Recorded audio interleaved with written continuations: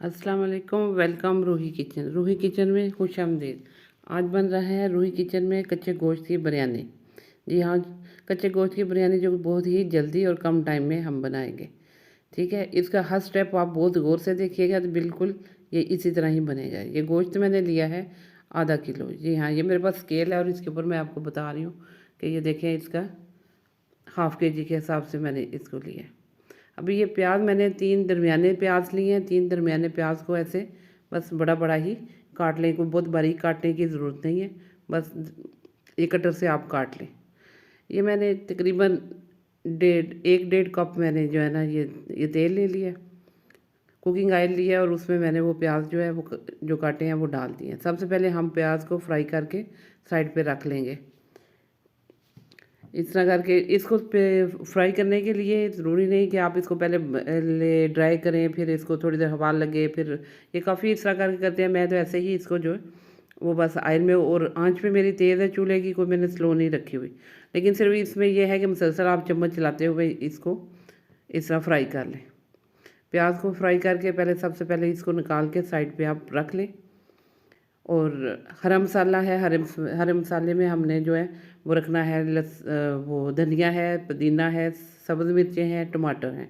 उनको भी काट के हम वो साइड पे रख लेंगे। ये 2 काम हम पहले कर लेंगे और अदरक लहसुन की पेस्ट भी बना के रख लेंगे। दूसरी चीज़ें जो हैं वो हम साथ-साथ इसमें मसाले वगैरह डालेंगे और साथ-साथ करते रहेंगे। लेकिन ये चीज़ें हैं ये पहले से हमने रेडी करके रख ली हैं। ये गोश्त है, ये आधा किलो गोश्त है। इस तरह आधा किलो गोश्त में आधा किलो ही चावल डलते हैं। जितना गोश्त हो उतने ही चावल इसमें डलते हैं। तो मैंने इस तरह ये लेग पीस है, लेग पीस के ऊपर इस तरह मैंने कट लगा लिए हैं। अंदर वाली साइड पे भी कट लगाएंगे, हड्डी के साथ से इसका कट लगे ताकि मसाला अच्छी तरह से अंदर तक लगे। ये सिर्फ लेग पीस को ही कट लगाने हैं, दूसरा गोश्त वैसे ही रखना है। इस तरह करके अब अच्छी तरह से इसको करके ये रख लें। अभी ये मैरिनेशन है, मैरिनेशन को आप ध्यान से देखिएगा और सारे मसाले इसमें जो कुछ इसका अगर मैरिनेशन अच्छी होगी तो ये सारी बिरयानी अच्छी बनेगी आपकी। ये 1 टीस्पून मैंने डाली है नमक डाल दिया इसमें, और पिसी हुई लाल मिर्च इसमें डलेगी, वो 1 टीस्पून डलेगी, और कुटी हुई दादर सुरख मिर्च जो है वो भी इसमें 1 टीस्पून मैंने डाली है। नमक मुझे लग रहा है कि 1 टीस्पून कम है, मैंने 1 टीस्पून और डाल दिया है। गरम मसाला भी मैंने 1 टीस्पून डाल दिया है। अदरक लहसुन की ये पेस्ट है, ये 1 टेबलस्पून मैंने डाल दी है। दोनों मिक्स करके मैंने इसको किया हुआ था। ज़ीरा है वो मैंने 1 टीस्पून डाल दिया है। काली मिर्च, लौंग और दालचीनी, इलायची, ये मैंने थोड़े से वो जो होते हैं साबुत मसाले वो डाल दिए मैंने इसमें। सब्ज़ इलायची जो है वो इसमें डलेगी, चार सब्ज़ इलायचियाँ मैंने इसमें डाल दी हैं। इस तरह करके इनको खोल के सब्ज़ इलायचियाँ इसमें ये डाल दें। अभी ऑयल जो हमने उसमें वो ब्राउन किया है, प्याज ब्राउन किया है, वो वाला ऑयल ही इसमें मैंने यूज़ करना है। ये मैंने 2 टेबलस्पून तक मैंने इसमें ऑयल डाल दी है।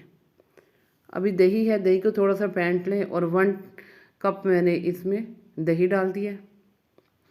पतीले के अंदर जिसमें बनाना है उसी के अंदर ही सारी वो आप मैरिनेशन कर लें।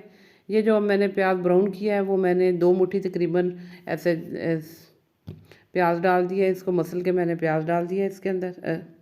और नींबू का जूस इसमें डालना है, 2 या 3 नींबू का जूस डालना है। ये मेरे पास थोड़े से पुराने थे इसलिए मैंने इसको वैसे ही डाल रही हूँ, और इसके बीज वगैरह भी बीच में डाल गए हैं। लेकिन आप जो है इसका जूस वगैरह फ्रेश लें और जूस वगैरह अच्छी तरह निकाल के और बीज वगैरह निकाल के इसको इस्तेमाल करें। तो ये नींबू का जूस डाल दिया।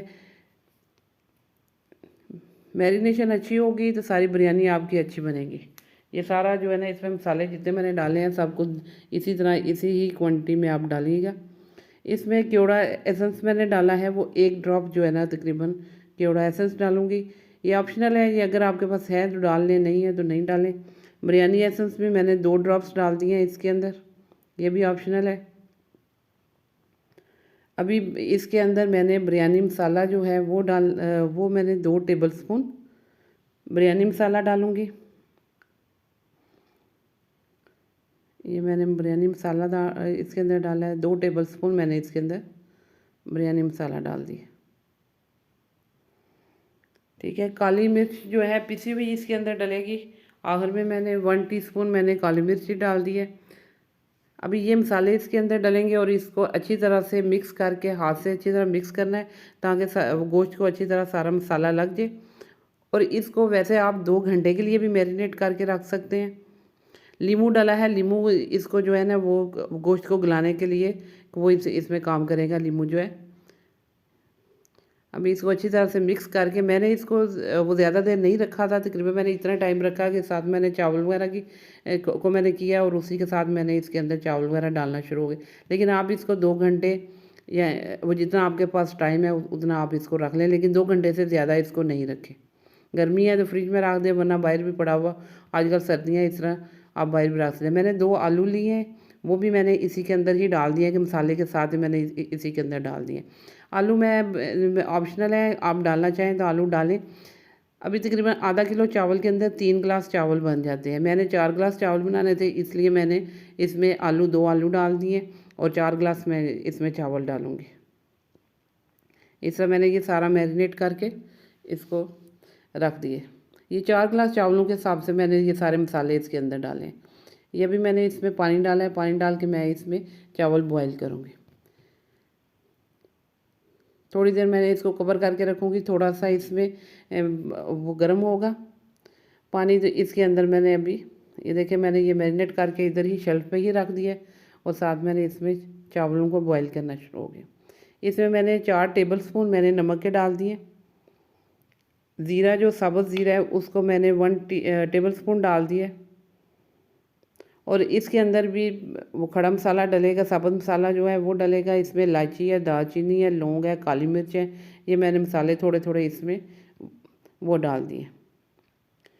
और इसमें मैंने 1 ड्रॉप मैंने केवड़ा एसेंस उसमें डाला था, एक ही ड्रॉप्स में इसके अंदर डाल दूँगी।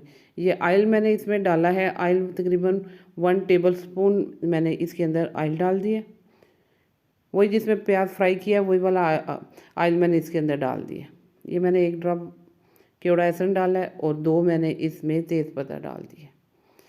इसमें ये पानी के अंदर ये जिसमें हमने चावल बॉयल करने हैं ये उसके अंदर की ये सारे मैंने ये चीज़ें डाल के अभी ये पानी अच्छी तरह से गर्म हो गया।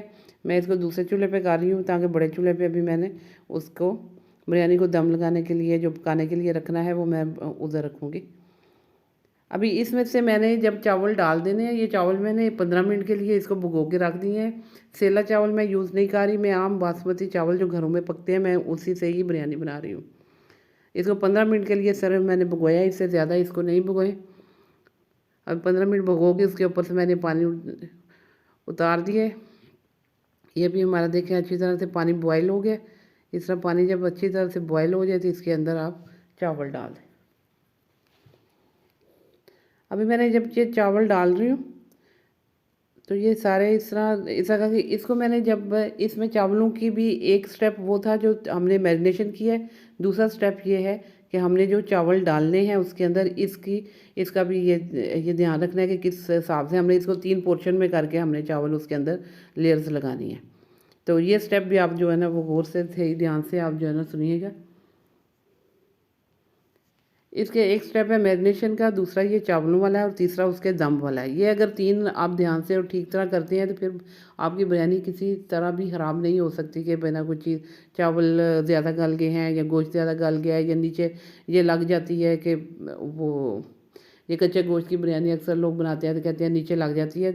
अगर इसके ये स्टेप आप फॉलो करेंगे बिल्कुल ऐसे ही तो फिर कुछ भी और टाइम का हिसाब रखेंगे तो बिल्कुल ऐसे ही जो है ना बनेगी, बिल्कुल नीचे नहीं लगेगी।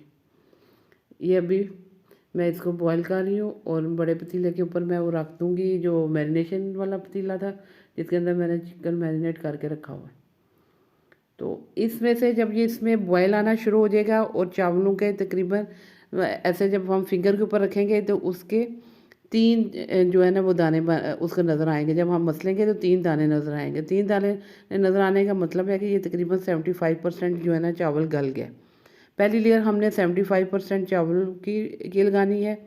चावल डालेंगे हमने इन चावलों को हमने 3 हिस्सों में कर लेना है। पहला तकरीबन हमने 1 गिलास सवा गिलास तक के चावल निकाल के हमने उसमें डाल देने हैं। फिर उसके ऊपर हरा मसाला थोड़ा सा डाल देंगे, जो हमने वो पुदीना, धनिया, सब्ज़ मिर्च और टमाटर काटे वो डाल देंगे। फिर हमने दोबारा से वो चावलों में थोड़ा सा बॉयल आएगा तो देखेंगे तो फिर उन चावलों को दो उसके अंदर दाने नज़र आएंगे। जब दो कनियाँ नज़र आएंगी तो फिर हमने उसमें से फिर वो जो पीछे रह गए हुए चावल उसमें से आधे चावल हम निकाल के उसके ऊपर एक लेयर लगा देंगे फिर चावलों की, और ऊपर हरा मसाला डाल देंगे।